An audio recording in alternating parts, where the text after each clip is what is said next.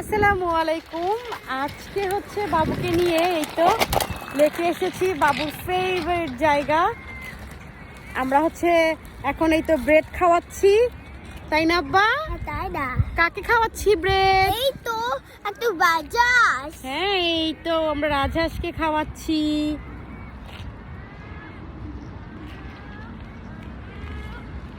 আমরা বাবুর ফেভারিট জায়গায় এসেছি, তাই তো আব্বা?